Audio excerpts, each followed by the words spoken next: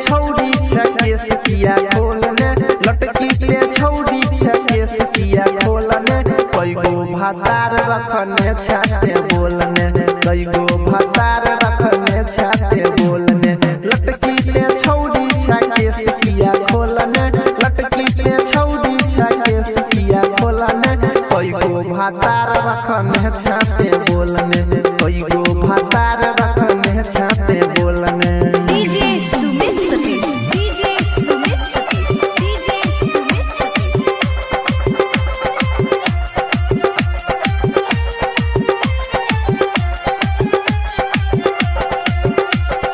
ओढ़नी के कोर तोहर भैया लटाई छौ मारै छा कन के कतक छौरा गिर जाई छौ ओढ़नी के कोर तोहर भैया लटाई छौ मारै छा कन के कतक छौरा गिर जाई छौ देखी के तोरा आब होइया कंट्रोल में देखी के तोरा आब होइया कंट्रोल में कई गो भातार रखने छाते बोलने कई गो भातार रखने छाते बोलने। DJ Sumit Satish DJ Sumit Satish DJ Sumit Satish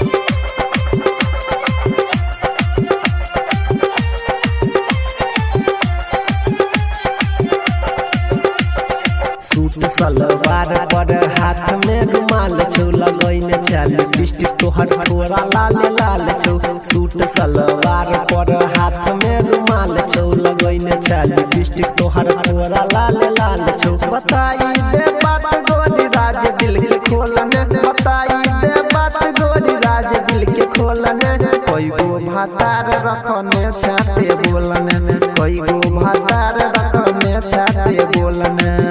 अभी आप सुन रहे हैं तेनवाली से मां दुर्गा म्यूजिक की प्रस्तुति।